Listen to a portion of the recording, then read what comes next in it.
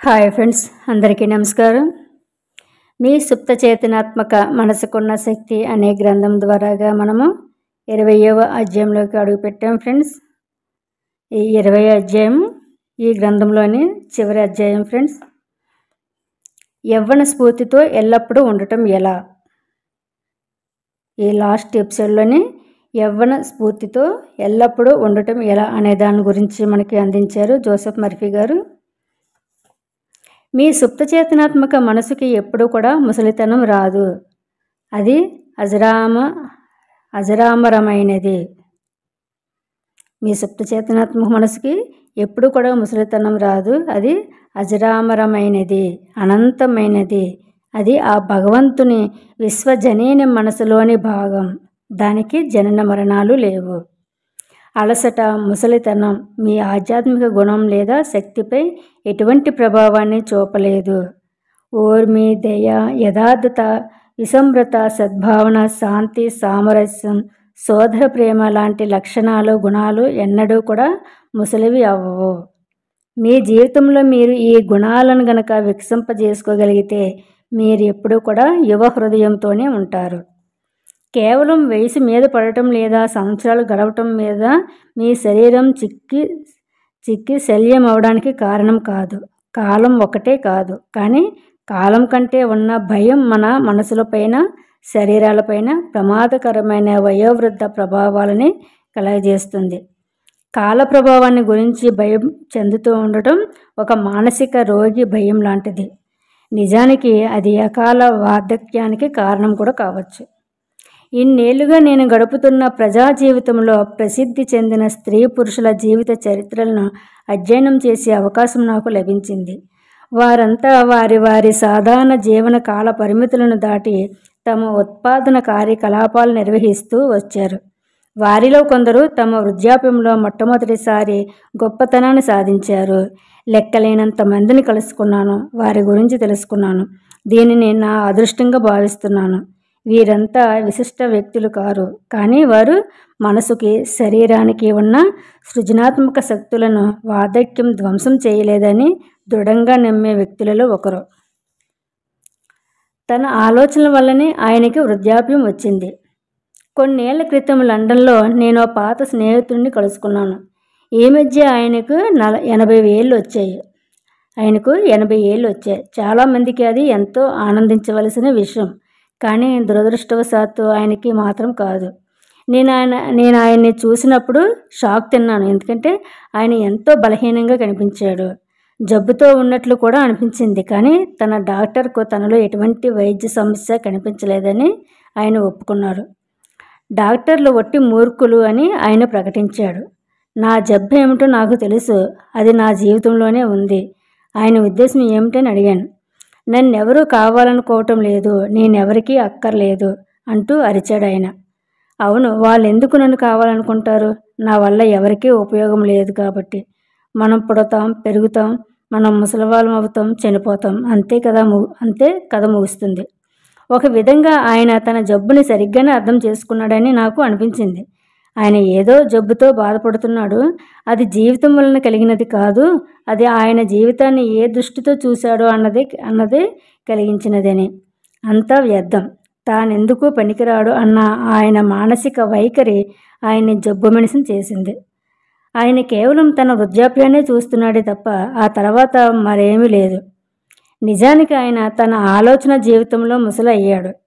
ఆయన సుప్తచేతనాత్మక మనసు ఆయన భయపడుతున్నది, కోరుకుంటున్న దానినే వ్యక్తీకరించింది. బుద్ధి ఉదయించడమే వార్ధక్యం. దురదృష్టవశాత్తు చాలామంది ఈ ఏడుస్తున్న వ్యక్తి వైఖరే ఉంది. వాళ్ళందరికీ కూడా వార్ధక్యం అంటే భయం, ఎందుకంటే అది మరణానికి, వినాశనానికి దారి తీస్తుందని.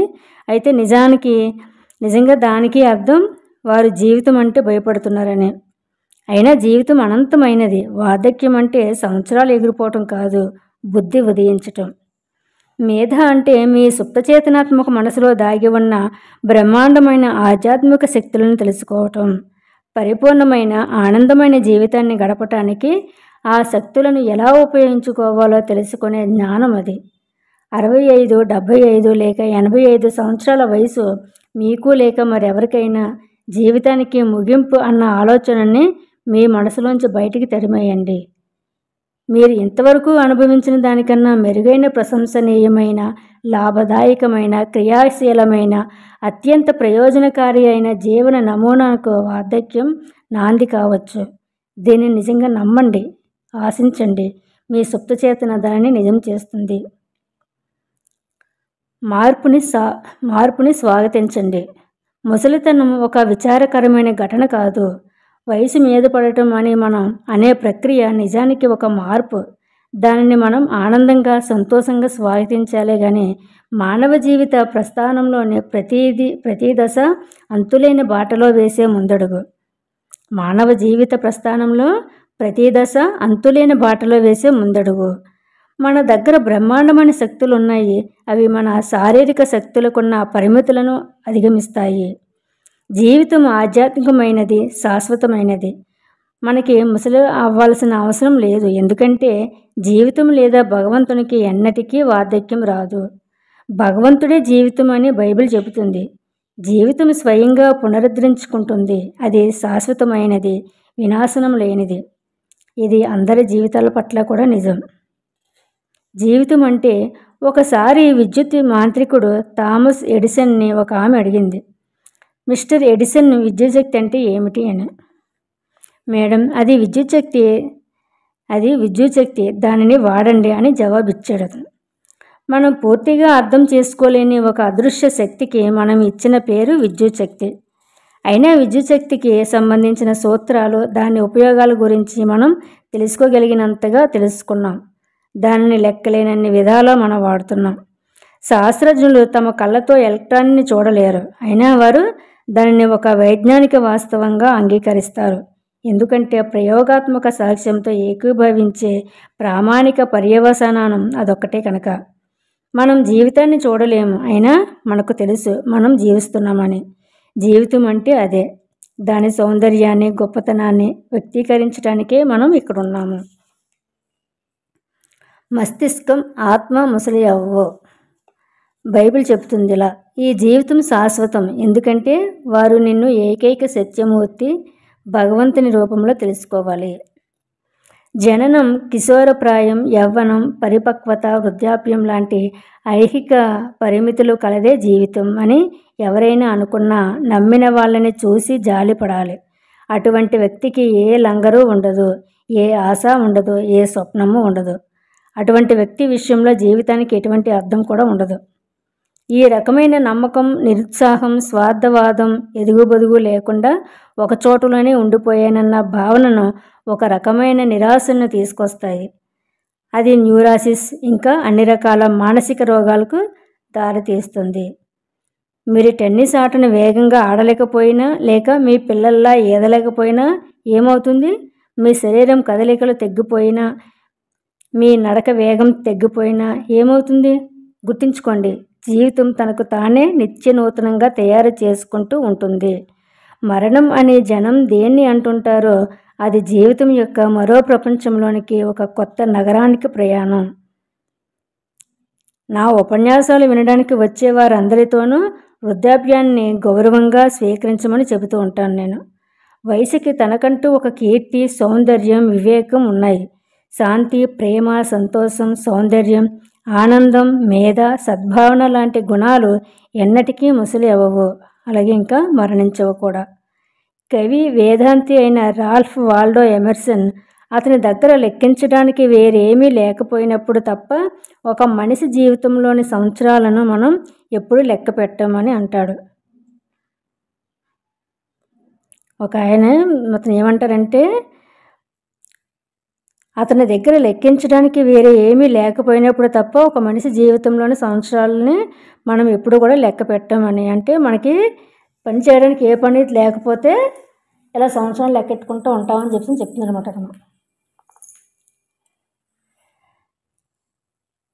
మీ శీలం, మీ మనసు యొక్క గుణం, మీ నమ్మకం, మీ విశ్వాసాలు ఎన్నడూ క్షీణించవు. మీ మనసు యొక్క గుణం, మీ నమ్మకం ఏదైతే ఉందో అవి ఎప్పుడు కూడా క్షీణించవు అని చెప్తున్నారు. అందుకనే ముందు మనం ధైర్యంగా మన భయాన్ని ఎదుర్కొనే శక్తి, మనకు ముసలం అవ్వనేది నమ్మకం, ఇలాంటివన్నీ కూడా నమ్మకంగా ప్రతి విషయంలో కూడా ఆధ్యాత్మికంగా నిజాన్ని గురించి నమ్మకమైన విశ్వాసం ఉండాలని చెప్తుంటారు. మీరు మీ గురించి ఏమనుకుంటారో అంతే యవ్వనులు మీరు.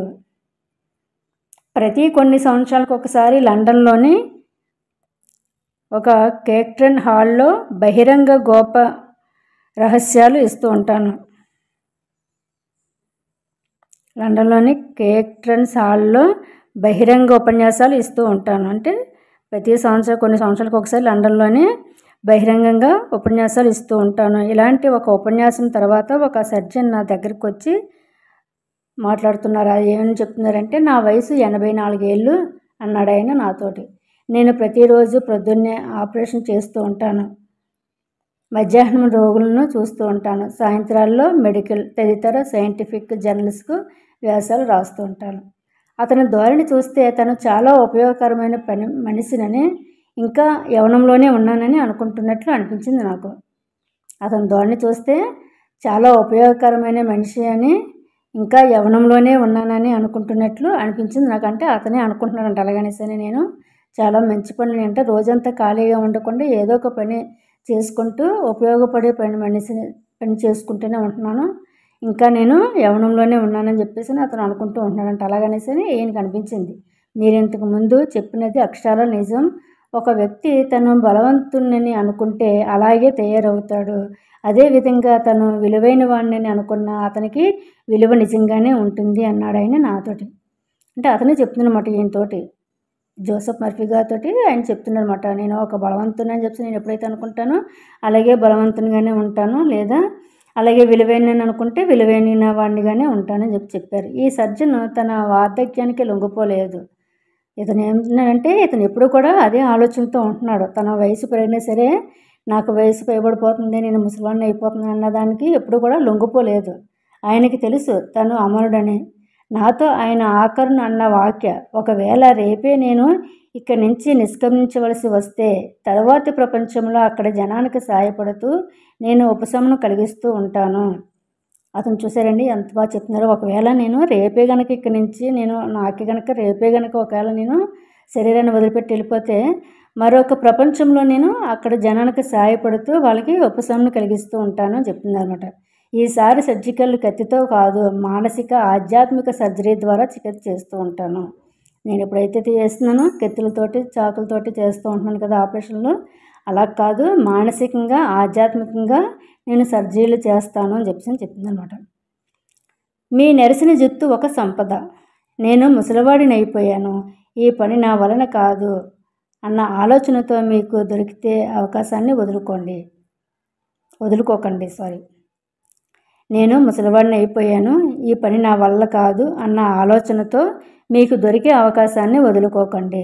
దాని మూలంగా స్తబ్దత, మానసిక మరణం చోటు చేసుకుంటాయి. ఇక మీ పని అయిపోయిందని మీరు పూర్తిగా నమ్మితే కనుక మీ సుప్త చేతనాత్మక మనసు మీ నమ్మకాన్ని స్వీకరించి అది నిజమయ్యేటట్లే చేస్తుంది. కొంతమంది 30వ ఏటే ముసలైపోతే మరికొంతమంది తమ 80వ ఏట కూడా యవ్వనంలో ఉన్నట్లుగా ఉంటారు. మస్తిష్కమే అందరికన్నా గొప్ప నేతగాడు. ఆర్కిటెక్ట్, డిజైనర్, శిల్పి, సుప్రసిద్ధ నాటకకర్త బెర్నార్డ్ షా అనే ఆయన తన 90వ ఏట కూడా ఎంతో చురుకుగా ఉండేవాడంట. ఆయన మెదడులోని కళాత్మక గుణాలు తమ చురుకైన పనిని వదిలి విశ్రమించలేదు. ఎంతోమంది స్త్రీ పురుషులు తమ వయసు 40 దాటినందువలన తమకి కంపెనీ యజమానులు ఎవరూ ఉద్యోగాలు ఇవ్వటం లేదని నాతో చెబుతూ ఉంటారు.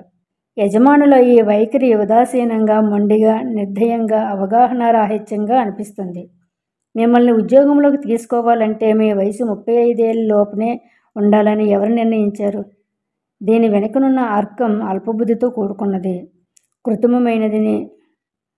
కంపెనీ యజమాని ఒక క్షణం ఆగి ఆలోచిస్తే ఉద్యోగం కోసం వచ్చే వ్యక్తి తన వయసుని కానీ నెరిసిన జుత్తుని కానీ అమ్మటానికి రాలేదన్న విషయాన్ని గ్రహిస్తాడు. నిజానికి ఆ వ్యక్తి జీవితం అనే మార్కెట్ ప్లేస్లో ఎన్నో ఏళ్ల అనుభవం ద్వారా సేకరించిన తన ప్రతిభ, అనుభవం, తెలివితేటలను ఆనందంగా ఇవ్వటానికి వచ్చారు. అది తెలుసుకోవాలి ముందు. వయసు ఒక సంపద. మీ వయసు ఏ సంస్థకైనా ఒక స్పష్టమైన సంపద అవ్వాలి. ఎందుకంటే మీరు ఎన్నో సంవత్సరాలుగా ఒక స్వర్ణ నియమాన్ని, ప్రేమ, సద్భావన సిద్ధాంతాలను అభ్యసించి వాటిని మీ జీవితంలో పాటించారు కనుక మీ తెల్ల జుత్తు, మీ తల మీద వెంట్రుకలు ఇంకా మిగిలి ఉంటే అత్యధికమైన బుద్ధి, ప్రతిభ, అవగాహనలను సూచిస్తుంది.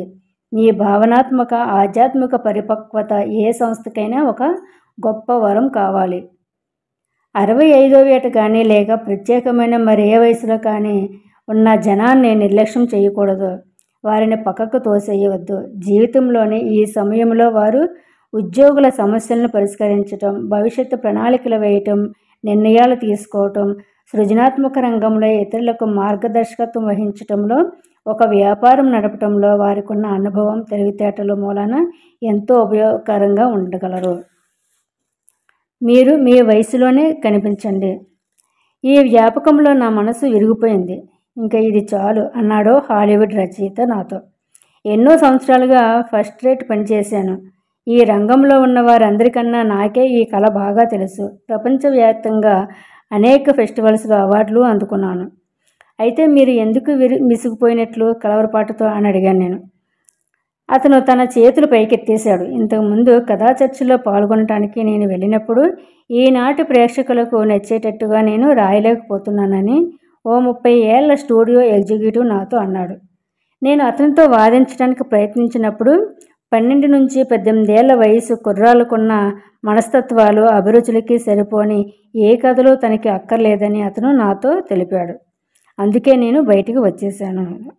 ఇది చాలా విషాదకరమైన పరిస్థితి. అలాంటి వస్తువుతో సినిమాలు తీస్తే అధిక సంఖ్యలో ఉన్న సామాన్య ప్రజల భావనాత్మకంగా, ఆధ్యాత్మికంగా పరిపక్వత ఎలా చెందుతారు? వారు తమలో దాగి ఉన్న సంభావ్య వ్యక్తిత్వ వికాసాన్ని చూడలేకపోతున్నారు.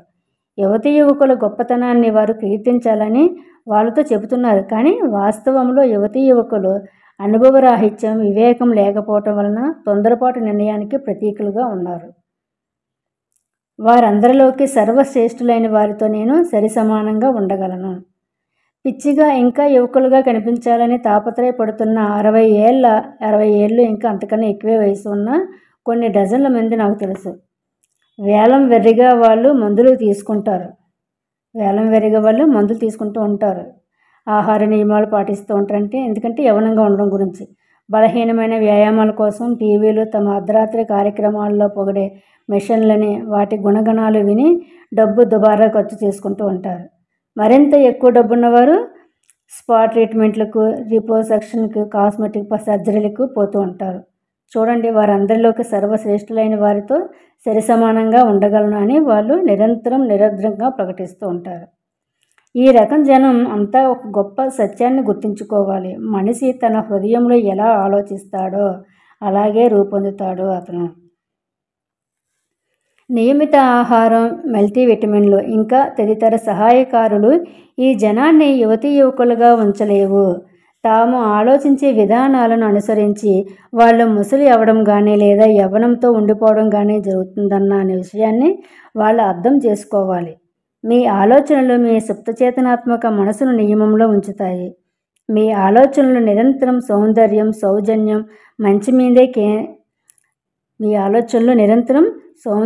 సౌజన్యం, మంచి మీదే కేంద్రీకరించండి. అలా ఎప్పుడైతే ఉంటారో మీ వయసు ఎంతైనప్పటికీ మీరు ఆధ్యాత్మికంగా యువకులుగానే ఉండిపోతారు. ముసలితనానికి భయపడడం. నేను దేనికైతే అంతగా భయపడ్డానో అదే నా పట్ల జరిగింది అని జాబ్ అంటూ ఉంటాడు. చాలామంది ముసలితనానికి భయపడుతూ ఉంటారు. వాళ్ళకి భవిష్యత్తు సందేహాస్పదంగా ఉంటుంది. ఎందుకంటే వయసు మీద పడిన కొద్దీ వారు మానసికంగా, శారీరకంగా క్షీణిస్తున్నట్లు ఊహించుకుంటారు. వారు ఎలా ఆలోచిస్తారో, ఎలా అనుభూతి చెందుతారో అలాగే జరుగుతుంది. మీ జీవితంలో మీకు ఉత్సాహం కోల్పోయినప్పుడు, కలలు కనటం మానేసినప్పుడు, నూతన సత్యాలు తెలుసుకోవాలన్న కోరిక నశించినప్పుడు, జయించడానికి కొత్త ప్రపంచాలని వెతకనప్పుడు మీకు ముసలితనం వస్తుంది. మీ మస్తిష్కము కొత్త ఆలోచనలకు, కొత్త అభిరుచులకు తన తలుపులు తెరిచి ఉంచినంతకాలం జీవితం, విశ్వం అందించే స్ఫూర్తిదాయకమైన నూతన సత్యాలను, వెలుతురును లోనికి రానేయటానికి పరదా తొలగించి ఉంచినంతకాలం మీరు యువకులుగా జీవశక్తి కలిగి ఉంటారు.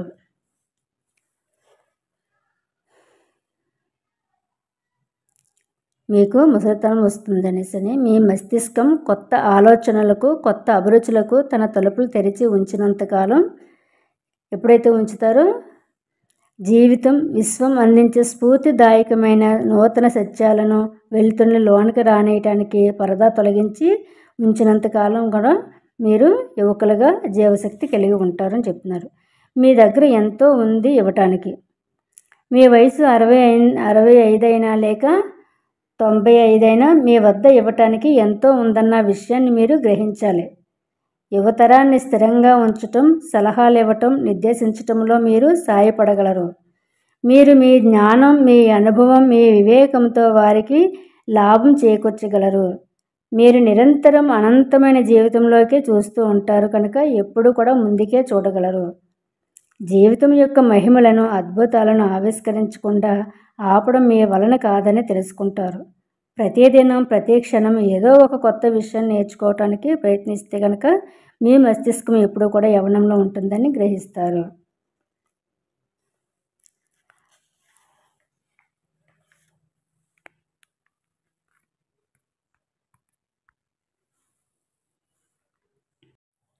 నూట 10 ఏళ్ల వయసు.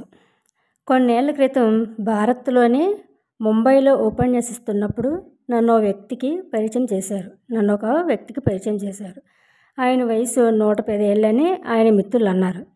నేను ఇంతవరకు చూసిన వారందరికన్నా అందమైన మొహం అయింది. తనలో అంతర్గతంగా ఉన్న వెలుగు మూలాన ఆయన ఎంతో ప్రకాశిస్తున్నాడు. ఆయన కళ్ళల్లో అరుదైన అందం ఉంది. ఆయన ఆనందంగా ముసలైనట్లు నాకు తెలుస్తుంది. ఆయన మస్తిష్కం దాని ప్రకాశాన్ని మసకబార్చిన లక్షణాలు కూడా ఎక్కడ కూడా కనిపించలేదు ఆయనలోని.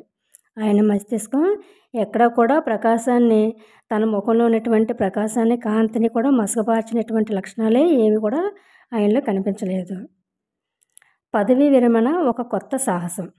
నీ మనసు విశ్రమించకుండా చూసుకోండి. ముందు మీ మనసు ఎప్పుడు కూడా విశ్రమించకుండా చూసుకోండి. అప్పుడు మీ మనసు ఒక పారాషూట్లా ఉండాలి. అది తెరుచుకోనంత కాలం దాని ఉపయోగం ఉండదు. కొత్త ఆలోచనల కోసం మనసును తెరిచి ఉంచుకోండి. కొత్త భావాలను గ్రహించగల స్థితిలో ఉండండి. 65 ఏళ్ళు, 70 ఏళ్ళ వయసు వాళ్ళు రిటైర్ అవ్వడాన్ని నేను చూశాను. వాళ్ళు తమ జీవితాలని కుళ్ళబెట్టుకుంటూ ఉంటారు. కొన్ని నెలల్లోనే వారు పోతారు. తమ జీవితం ముగిసిపోయిందని వాళ్ళు భావించినట్లు స్పష్టమవుతుంది. వాళ్ళు అలా ఆలోచించటం మూలనే అలా జరుగుతుంది. రిటైర్మెంటు ఒక కొత్త సాహసం, ఒక కొత్త సవాలు, ఒక కొత్త బాట, ఒక పెద్ద కలను సాకారం చేయటానికి నాంది కావచ్చు.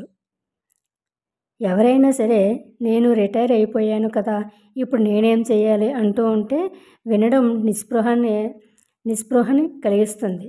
ఆ వ్యక్తి నిజానికి నేను మానసికంగా, భౌతికంగా చనిపోయాను, నా బుర్రలోకి ఏ ఆలోచనలు రావటం లేదని అంటున్నాడు.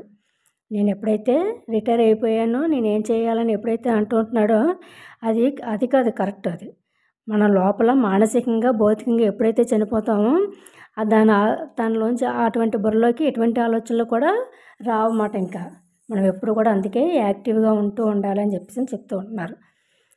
ఇదంతా అబద్ధం. నిజం ఏమిటంటే మీ 60వ ఏట కన్నా 90వ ఏట ఎంతో సాధించగలరు. మీరు 60వ ఏట కన్నా 90వ ఏటను ఇంకా ఎంతో సాధించగలరంట. ఎందుకంటే మీ కొత్త అధ్యయనాలు, అభిరుచుల మూలాన మీ తెలివితేటలు, మీరు జీవితాన్ని, విశ్వాన్ని అర్థం చేసుకునే రీతి రోజు రోజుకి పెరుగుతుంటాయి కనుక. అతడు మరింత మంచి పనిని చేపట్టాడు. ఫ్రాంక్ డబ్ల్యూ అనే ఒక కార్యనిర్వాహకుడు మా పొరుగునే ఉంటూ ఉండేవాడు. కొన్ని నెలల క్రితం అతన్ని ఉద్యోగం నుంచి తీసేశారు. ఒక కొత్త పునరుద్ధరణ ప్రణాళిక కింద అతన్ని ఉద్యోగం నుంచి తొలగించామని అతని కంపెనీ అతనికి చెప్పింది. కానీ తన 65 ఏళ్ల వయసు వారి నిర్ణయానికి కారణమని ఇతను నమ్మాడు. వాళ్ళు మీ పట్ల చూపిన వివక్ష మూలాన మీకు కోపం వచ్చిందా అని అతన్ని అడిగాను. వాళ్ళు మీ పట్ల చూపించిన వివక్ష మూలాన మీకు కోపం వచ్చిందని ఆయన అడిగాను. మీరు వారి మీద దావా వేయబోతున్నారా అని అడిగాను కూడా. అతను విచారంగా నవ్వాడు. నాకు కోర్టుకు వెళ్ళాలని అనిపిస్తుంది. బహుశా కోర్టులో నేనే గెలుస్తానేమో కూడా. కానీ నేనెందుకు ఆ విధంగా నా సమయం, శక్తి వృధా చేసుకోవాలి? నేను నా ఉద్యోగాన్ని కోల్పోలేదు. మా కంపెనీ నా సర్వీసులను కోల్పోయింది. అప్పుడు అతను కాసేపు ఆగి అన్నాడు మళ్ళీ, నేను దీనిని మరోలా చూస్తున్నాను. నాకు ఇప్పుడే కిండర్ గార్డెన్ నుంచి ఫస్ట్ గ్రేడ్కి ప్రమోషన్ దొరికింది. అంటే ఏమిటి మీ ఉద్దేశం? చూడండి, ఉదాహరణకి జవాబిచ్చాడు అతను. హై స్కూల్ పరీక్షలు పాస్ అయ్యాక కాలేజీకి వెళ్ళాను. అంటే నిచ్చెనలో ఒక మెట్టు ఎక్కి పైకి వెళ్ళాను. నా చదువులోనూ జీవితాన్ని అర్థం చేసుకోవటంలోనూ నేను ముందడుగు వేశాను. నా ఉద్యోగం మరో మెట్టు ఎక్కడం లేదా మరికొన్ని పై మెట్లు. నేను ఎప్పుడూ చేయాలనుకుంటున్న పనులు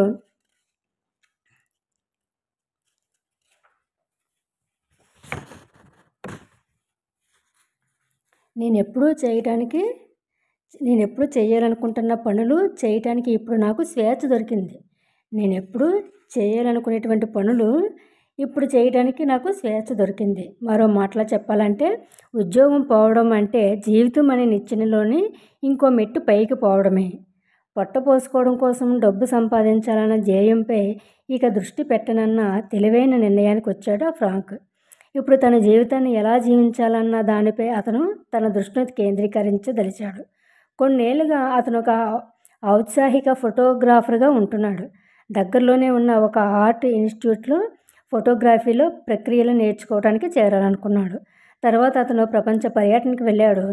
తను సందర్శించిన ప్రతి ప్రదేశంలోనూ కొన్ని డజన్ల ఫిల్మ్ రీళ్లు వాడి ఫోటోలు తీశాడు. అతను ఇప్పుడు కొన్ని బృందాలకి లాడ్జీల్లోనూ క్లబ్ల్లోనూ ఉపన్యాసాలు ఇస్తూ ఉన్నాడు. నిరంతరం అతను డిమాండ్లోనే ఉంటూ ఉన్నాడు. మీకు బయటనున్న ప్రపంచంలోని ఏదైనా ఒక ముఖ్యమైన విషయంలో అభిరుచి పెంచుకోవటానికి లెక్కలేనన్ని మార్గాలున్నాయి. క్రొత్త సృజనాత్మకమైన ఆలోచనల పట్ల ఉత్సాహభరితంగా ఉండండి. ఆధ్యాత్మిక ప్రగతి సాధించుకుంటూ నేర్చుకుంటూ అభివృద్ధి చెందండి. ఈ విధంగా ఎప్పుడైతే మీరు హృదయంలో యవ్వనంతో ఉండగలరో, ఎందుకంటే మీరు కొత్త సత్యాలను తెలుసుకోవాలన్న తపనతో ఉంటారు కనుక. అన్ని సమయాల్లోనూ మీ శరీరం మీ ఆలోచనలను ప్రతిబింబిస్తూ ఉంటుంది కనుక. మీరు సామాజిక నిర్మాత కావాలి, సమాజానికి బందీ కాకూడదు. కంపెనీ యజమానులు తమ సిబ్బంది పట్ల వయసు ప్రాతిపదిక మీద వివక్ష చూపించడానికి న్యాయ సూత్రాలు నిషేధిస్తున్నాయి. ఇది సరైన దిశలో వేసిన అడుగు. కానీ కేవలం న్యాయ సూత్రాలు జనం ఆలోచించే తీరును మార్చలేదు. 65 ఏళ్ల వయసున్న ఒకతను మానసికంగా, భౌతికంగా, మనోవైజ్ఞానిక రూపంలో 30 ఏళ్ల వయసున్న చాలామంది కన్నా ఎంతో చిన్నగా ఉండవచ్చు. మనం ఈ విశ్వంలోకి వచ్చింది మన శ్రమ యొక్క ఫలాలను అనుభవించటానికి, సమాజానికి నిర్మాతగా ఉండటానికి. మన వయసు మూలంగా మనల్ని సోమరులను చేసే సమాజంలో బందీగా ఉండడానికి కాదు. వయసు పెరిగిన కొద్దీ ఒక వ్యక్తి శరీరం తాలూకా వేగం క్రమక్రమంగా తగ్గిపోతూ ఉంటుంది. కానీ ఆ వ్యక్తి యొక్క చేతనాత్మక మనసును సుప్త చేతనాత్మక మనసు యొక్క ప్రేరణ ద్వారా ఎంతో చురుకుగా, మెలకువగా, మరింత జీవశక్తితో తీవ్రతరంగా ఉండేలా చేయవచ్చు. వాస్తవంలో మస్తిష్కం ఎన్నడూ కూడా ముసలి అవ్వదు. జాబ్ ఇలా అంటూ ఉంటాడు. ఏమని? కొన్ని నెలల క్రితం నేను ఉన్నట్లు నేను ఇప్పుడు ఉండగలిగితే ఎంత బాగున్ను. ఆ రోజుల్లో ఈశ్వరుడు నన్ను రక్షించాడు. భగవంతుని కాంతి నా తలపై ప్రకాశించినప్పుడు ఆ వెలుగు సాయంతో నేను చీకట్లో ముందుకు నడిచాను. నా యవ్వనపు రోజుల్లో నేనున్నప్పుడు ఆ ఈశ్వరుని రహస్యం నా అర్చనా స్థలంలో ఉండేది. ఇలా ఎప్పుడు అంటుంటాడనమాట. అయితే యవ్వన రహస్యం. మీరు మీ యవ్వనం లాంటి రోజులను తిరిగి పట్టుకోవాలి అంటే మీలో పూర్తిగా మీ సుప్తచేతన తాలూకా అద్భుతమైన ఉపశమనాన్ని ఇచ్చే, మీకు నూతన సత్యాన్ని చేకూర్చే కదలికలను అనుభవించండి. మీకు ప్రేరణ లభిస్తుందని, ఉన్నత స్థాయికి చేరుకుంటున్నారని, మళ్ళీ యవ్వనాన్ని పొందుతున్నారని, కొత్త శక్తి పుంజుకుంటుందని, ఆధ్యాత్మికంగా కొత్త శక్తిని సంపాదించుకుంటున్నారని తెలుసుకోండి. మీరు ఉత్సాహంతోనూ ఉల్లాసంతోనూ ఉరుకులు వేయచ్చు. ఇంకా మీరు యువకులుగా ఉన్నప్పట్లా ఆ ఉత్తేజాన్ని మళ్ళీ అనుభవించవచ్చు. దీనికి చాలా సరళమైన కారణాన్ని మనం చెప్పుకోవచ్చు. ఎప్పుడు కావాలంటే అప్పుడు మానసికంగా ఆ భావాలని మళ్ళీ గుర్తు చేసుకునే సామర్థ్యం మీకుంటుంది. మీ తలపై వెలిగే జ్యోతి దైవజ్ఞానం.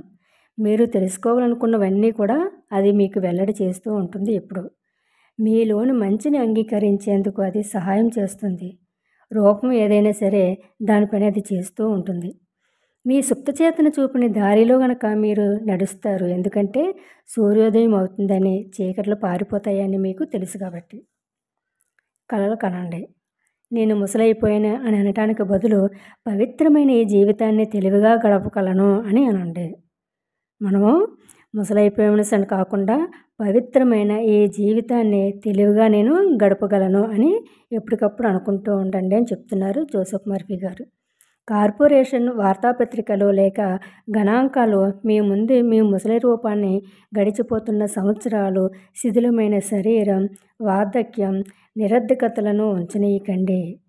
వాటిని తిరస్కరించండి. ఎందుకంటే అవన్నీ అబద్ధం. అటువంటి ప్రచారాన్ని నమ్మకండి ఎప్పుడు. జీవితం గురించి ప్రకటించండి, మరణం గురించి కాదు. సంతోషంగా, ప్రకాశవంతంగా, శాంతంగా, శక్తివంతంగా విజయం సాధించిన రూపంలో మిమ్మల్ని మీరు కల్పన చేసుకోండి.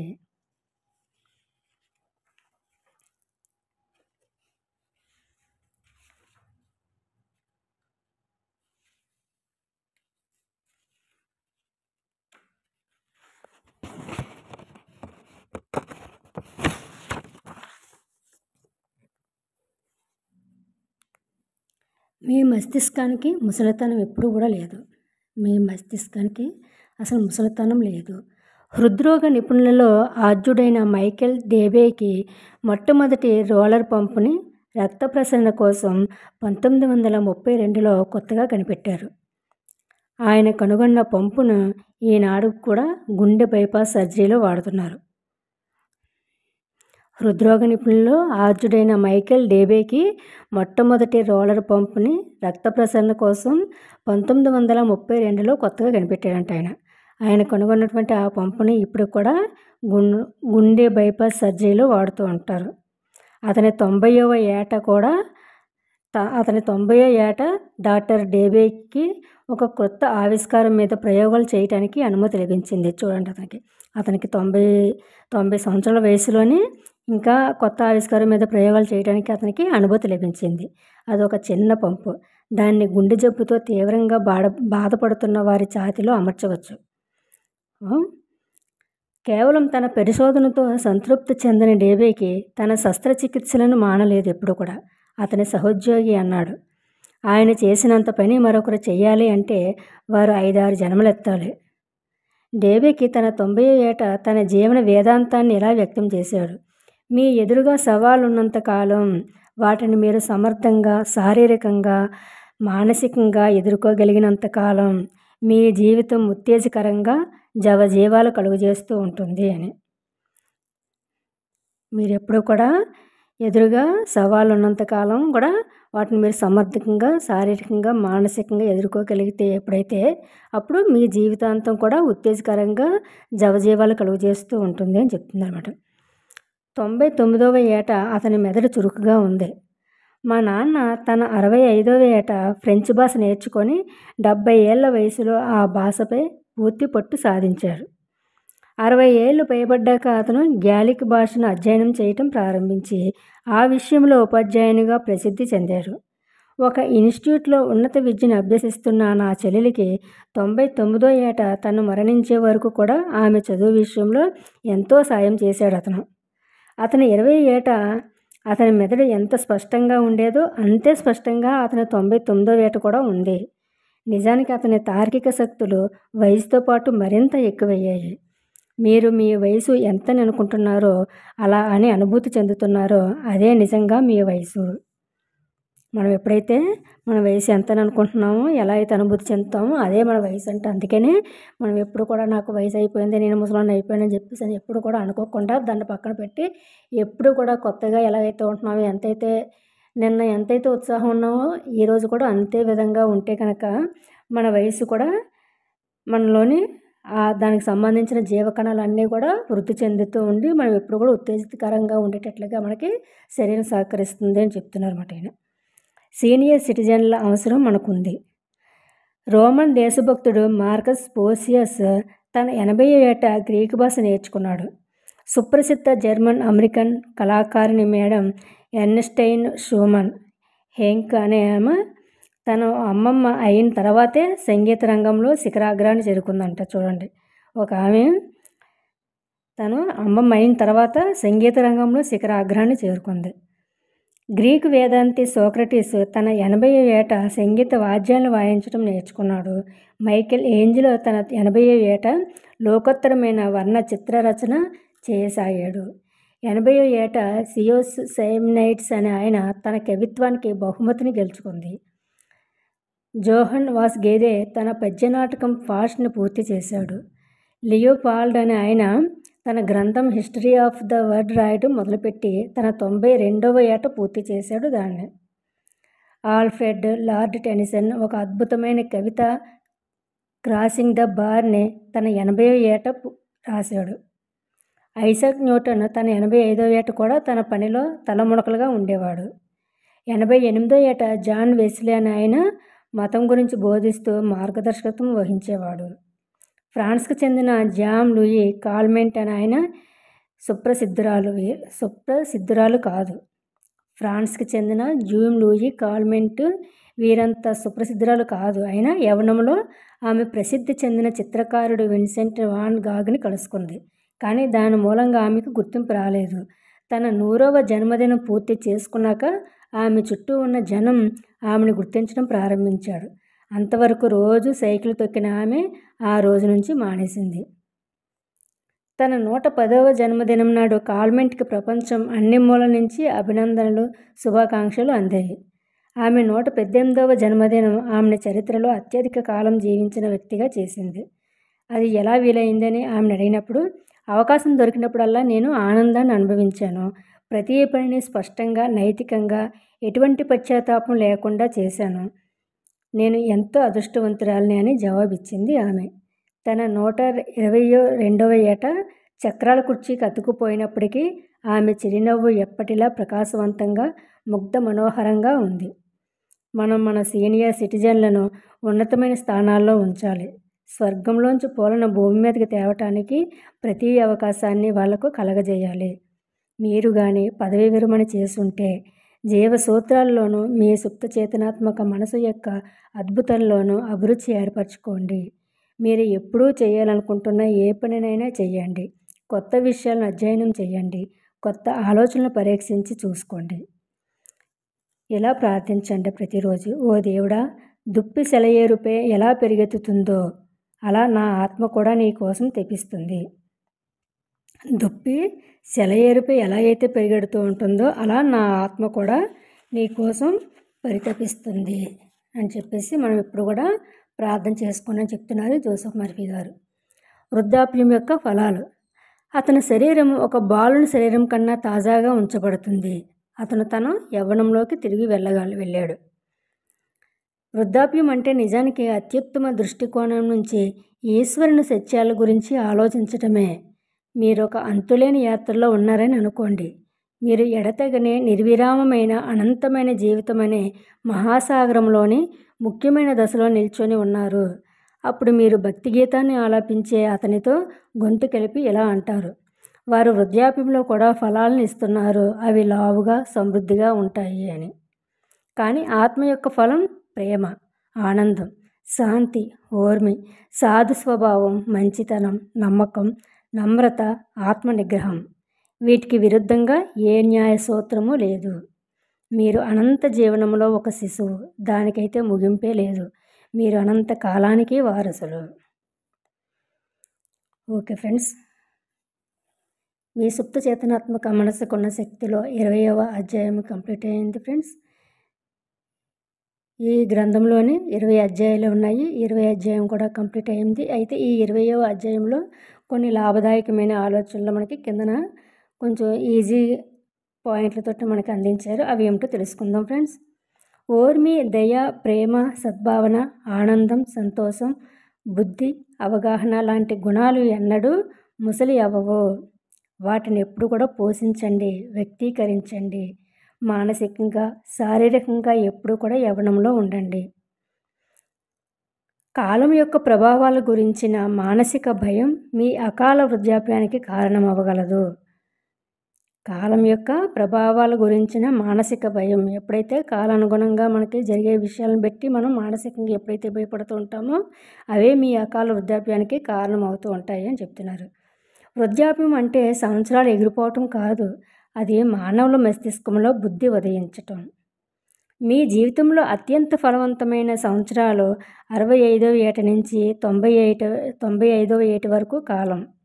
మీ జీవితంలో అత్యంత ఫలవంతమైన సంవత్సరాలు ఏంటంటే 65వ ఏట నుంచి 95వ ఏట వరకు ఉన్న కాలాన్ని మనం ఎంతో అద్భుతమైన కాలం అంటే ఇంకా మనము సాధించగలే ఎన్నో విషయాలపై మనం సాధనలు చేసుకోవచ్చు. వాటిని మనం విజయం కూడా సాధించగలము. ఆ సంవత్సరాలను అసలైన కాలం అదే అని చెప్తున్నారు.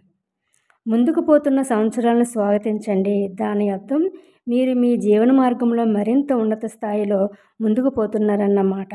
దానికైతే అంతమే లేదు. భగవంతుడే జీవితం. అది ఇప్పుడు మీ జీవితం. జీవితం స్వయంగా పునరుద్ధరించుకుంటుంది. అది శాశ్వతమైంది. దానికి వినాశనం లేదు. ఇది అందరి మనుషులకి వర్తించే వాస్తవం. మీరు శాశ్వతంగా జీవిస్తూనే ఉంటారు. ఎందుకంటే మీ జీవితమే ఆ దేవుని యొక్క జీవితం. మీరు మీ మనసును చూడలేరు, కానీ మీకు మనసు ఉందని మీకు తెలుసు. మీరు భావనని చూడలేరు, కానీ మీకు తెలుసు. ఆటల్లోని స్ఫూర్తి, కళాకారుని భావన, సంగీతకారుని భావన, వక్త భావనలు ఏమిటో ఆ భావనలన్నీ కూడా నిజం. అలాగే మంచితనం, సత్యం, సౌందర్యం వీటి భావనలు మీ మనసులోని హృదయంలోనూ కదులుతూ ఉంటాయి. అవి నిజమైనవి. మీరు జీవితాన్ని చూడలేరు, కానీ మీకు తెలుసు మీరు జీవిస్తున్నారని. అత్యుత్తమ దృష్టికోణం నుంచి యేసుని సత్యాలను ఆలోచించటమే వృద్ధాప్యం అని అనవచ్చు. యవ్వనంలోని సంతోషాల కన్నా వృద్ధాప్యంలోని సంతోషాలు అధికంగా ఉంటాయి. మీ మనస్సు ఆధ్యాత్మిక, మానసిక కసరత్తులో నిమగ్నమై ఉంటుంది. ప్రకృతి మీ శరీరాన్ని నెమ్మదిగా కదిలేటట్టు చేస్తుంది. దైవిక విషయాలపై మీరు ఎప్పుడైతే ధ్యానం చేస్తూ ఉంటారో అలాంటి అవకాశం కలిగించేందుకు అలా చేస్తూ ఉంటుంది. దైవిక విషయాలపై మీరు ధ్యానం చేసే అవకాశం కలిగించేందుకు అలా చేస్తుంది. మనం ఒక వ్యక్తి వయసును సంవత్సరాల్లో లెక్కించటం, అతని దగ్గర లెక్కించాల్సింది మరేదీ లేకపోతే తప్ప మీ నమ్మకం, విశ్వాసాలు ఎప్పటికీ నాశనం కావు. మనం ఒక వ్యక్తి వయసును సంవత్సరాల్లో లెక్కించాం. అతని దగ్గర లెక్కించాల్సింది మరి ఏది లేకపోతే తప్ప మీ నమ్మకం, విశ్వాసాలు ఎప్పటికీ కూడా నాశనం కావు. మీకు ఎంత వయసు ఉందని మీరు అనుకుంటారో అలాగే ప్రవర్తిస్తారు. బలవంతుల్ని అనుకుంటే మీకు బలం ఉన్నట్లు అనిపిస్తుంది. ఇతరులకు ఉపయోగపడతారు అనుకుంటే నిజంగానే ఉపయోగకరమైన పనులు చేస్తూ ఉంటాము. మీ ఆలోచనలు ముసలి కాకుండా ఇంకా యవ్వనంగా ఉన్నట్లయితే మీకు కూడా యవ్వనంలో ఉన్నట్లే అనిపిస్తుంది. మీ నెరిసిన జుత్తు ఒక సంపద. మీరు పండిన వెంట్రుకలను అమ్మటం లేదు. ఎన్నో సంవత్సరాలుగా సంపాదించిన మీ ప్రతిభను, నైపుణ్యాలను, తెలివితేటలను నమ్ముతున్నారు. మీరు ఎన్నో సంవత్సరాలుగా సంపాదించిన మీ ప్రతిభను, నైపుణ్యాలను, తెలివితేటలను మీరు అమ్ముతున్నారు. నీతాహారం తీసుకోవటం, ఖరీదైన మాత్రలు మింగటం మిమ్మల్ని యవ్వనంలో ఉంచలేదు. ఒక మనిషి ఎలా ఆలోచిస్తాడో అలాగే రూపొందుతాడు అతను. వృద్ధాప్యం అంటే భయం, శారీరక, మానసికంగా క్షీణించేటట్లు చేయవచ్చు. నేను దేనికైతే ఎక్కువగా భయపడ్డానో అదే నా పట్ల జరిగింది అని. కలలు కనటం మీరు మానినప్పుడు, జీవితంలో ఉత్సాహం కోల్పోయినప్పుడు మీరు ముసలి అవుతారు. మండిపడే స్వభావం, కర్కశత్వం, చపలత్వం, కలహప్రియత్వం కలిగి ఉంటే మీకు వృద్ధాప్యం వస్తుంది. మీ మనసును భగవంతుని సత్యాలతో నింపండి. ఆయన ప్రేమ యొక్క సూర్యకాంతిని ప్రకాశింపజేయండి. ఇదే యవ్వనం. మీరు ముందుకే చూడండి, ఎందుకంటే అన్ని సమయాల్లోనూ మీరు అనంతమైన జీవితంలోకి తేరి చూస్తూ ఉంటారు. మీ పదవీ విరమణ ఒక కొత్త సాహసం. కొత్త విషయాలను అధ్యయనం చేయండి. కొత్త అభిరుచులను అలవరుచుకోండి.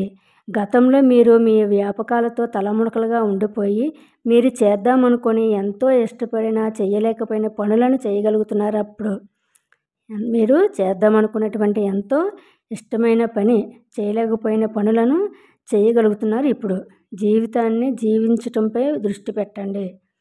ఎప్పుడైతే మనము కొత్తగా ఆలోచిస్తుంటాం అంటే వయసుని గురించి పట్టించుకోకుండా మనం ఎప్పుడు కూడా యవ్వనంలోనే ఉన్నామని చెప్పేసి అనుకుంటూ కొత్త రుచులకు అలవర్చి పెట్టుకోమంటున్నారు. గతంలో మనమైతే గతంలో జరిగినటువంటి వ్యాపకాలతోటి గుర్తు తెచ్చుకొని వాటిని అలా ఆలోచించుకుంటూ తలమునకలు అయిపోకుండా ఉండిపోతే వాటిని ఆలోచించుకుని ఎప్పుడైతే ఉంటామో మనం ఎప్పుడు కూడా కొత్త కొత్త ఉత్సాహంతో ఎప్పుడైతే ఉంటామో మనం ఏదైతే చేద్దాం అనుకున్న పనులు ఉండిపోతాయో అవి కూడా మనము ఎంతో చక్కగా చేయగలుగుతామంట. ఎప్పుడైతే జీవితాన్ని మనం జీవించడంపై దృష్టి పెట్టుకుంటూ ఉంటామో అప్పుడు. మీరు సామాజిక నిర్మాత అవ్వాలి, సమాజానికి బందీ కాకూడదు. మీ ప్రతిభను మీరు దాచుకోకండి. యవ్వన రహస్యం ప్రేమ, సంతోషం, అంతర్గత శాంతి. ప్రేమ, సంతోషం, అంతర్గత శాంతి, నవ్వు. భగవంతునిలో ఆనందం యొక్క పరిపూర్ణత ఉంది. భగవంతునిలో అంధకారం లేనే లేదు. మీ అవసరం ఉంది.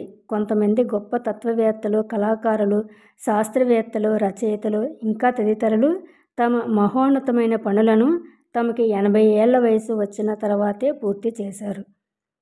వృద్ధాప్యం యొక్క ఫలాలు అనురాగం, ఆనందం, శాంతి, సహనం, మృదుత్వం, మంచితనం, విశ్వాసం, నమ్రత, ఆత్మనిగ్రహం. ఇవన్నీ కూడా వృద్ధాప్యం యొక్క ఫలాలు అన్నమాట. మనం ఎప్పుడైతే వయసు పెరిగిందన్నప్పుడు ఇవన్నీ కూడా అలవాట్లన్నీ ఇవన్నీ మనలోని అలవాటు అయిపోవాలి. ఒక మనిషిని చూడగానే ఒక అనురాగం ఉండాలి, ఒక ఆనందం పొందాలి. శాంతి, సహనం, మృదుత్వం, మంచితనం, విశ్వాసం, నమ్రత, ఆత్మనిగ్రహంతో ఎప్పుడైతే మనం ఉంటామో అలాంటప్పుడు దైవత్వం మనలోని చిగురిస్తూ ఉండి మనం ఎప్పుడు కూడా యవ్వనంగా, నూతనంగా ఉండేటువంటి శక్తి మనకి వస్తుంది. ముగింపు తెలియని అనంత జీవనం యొక్క శిశువు మీరు. ఎప్పుడు కూడా ముగింపే లేని అనంత జీవనం యొక్క శిశువు మీరు. అనంత కాలానికి వారసులు మీరు. మీరే ఒక అద్భుతమైన వారు. ఓకే ఫ్రెండ్స్, ఇంతటితోటి 20వ అధ్యాయం కంప్లీట్ అయింది ఫ్రెండ్స్. ఇంతటితోటి మీ సుప్త చేతనాత్మక మనసుకున్న శక్తి అనే గ్రంథం కూడా పూర్తిగా కంప్లీట్ అయింది ఫ్రెండ్స్. Thank you friends. ఇంత చక్కగా ఈ యొక్క గ్రంథాన్ని మీరందరూ కూడా వింటూ ఇందులో ఉన్నటువంటి సాధనలు మీ జీవితాల్లో కూడా మనం ఎప్పటికప్పుడు సాధన చేసుకుంటూ ఉంటే కనుక మనం కూడా ఎంతో అద్భుతమైన ఫలితాలను పొందగలం ఫ్రెండ్స్. నేను మరొక గ్రంథంతో మీ ముందు ఉంటాను friends. Thank you so much.